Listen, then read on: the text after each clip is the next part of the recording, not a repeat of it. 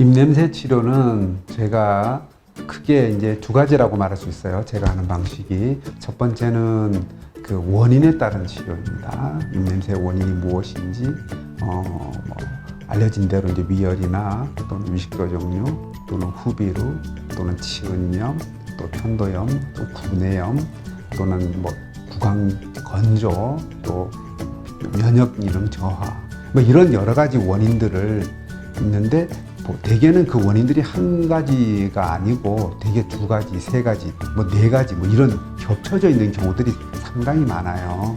그러면 그 원인에 따른 치료를 하게 되고 또 가령 구내염이다. 그럼 구내염이 왜 생겼나? 일반적으로 알려진 원인보다 더 근본적인 원인에 따라서 치료를 해 주어야 좋은 결과를 얻을 수 있다는 것이고요.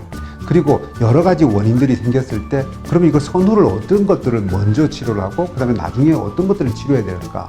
좀 더 근본적인 원인이 되는 것들을 먼저 치료합니다. 우리가 이제 한의학적으로 기본적으로 병은, 질병의 원인은 내상병, 외형병, 그리고 불내외인이라고 이제 세 가지로 나누는데 주로 먼저 위장에 대한 치료를 먼저 합니다.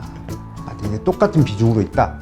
그랬을 때는 먼저 위장에 대한 위열이나 위식도 역류로 인한 것들을 먼저 치료하고 그 다음에 다른 염증이라든지 또는 후비루라든지 또는 뭐 면역기능 저하라든지 이런 것들을 치료하고 그리고 진액이나 이런 데 해당되는 구강 건조, 입에서 텁텁하게 나오는 냄새를 치료하는 그런 것들을 나중에 치료하는 단계별 치료를 하게 되죠.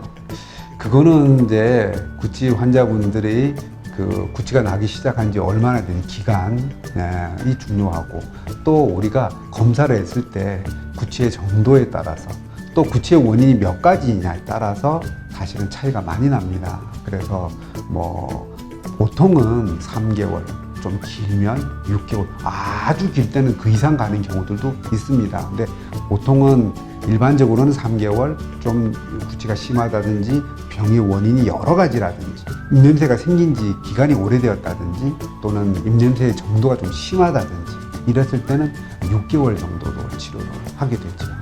검사에는 이제 처음 오시면 제가 이제 진맥을 하게 되고요.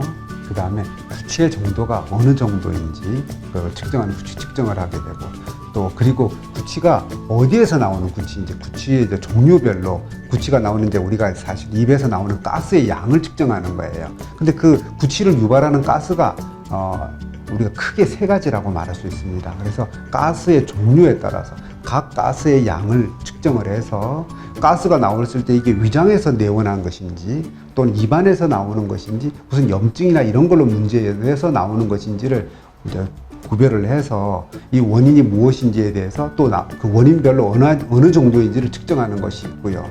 또 자율신경 검사를 합니다. 그래서 이분이 자율신경, 즉 심리적인 영향이 어떤 것들이 있는지, 그래서 자율신경이 어떤 영향을 주는지, 그래서 이분의 면역력에 어떤 영향을 주는지를 평가하는 것이 있고요. 그다음에 제 체열 검사를 통해서 위 부분이나 또는 자율신경에 이런 영향을 받아서 체열의 변화가 어떤지를 측정하는 것이 있고, 그 다음에 이제 흡연과 관련돼서 일산화탄소 측정하는 진단 장비들이 있습니다. 그리고 구강 건조와 관련돼 가지고 입안의 건조도가 어느 정도인지를 측정하는 구강 수분 측정기를 이용하는, 그래서 구강 내 수분 측정을 하는 그런 검사 장비들이 있습니다. 그래서 그런 검사를 통해서 구취의 정도를 알게 되죠.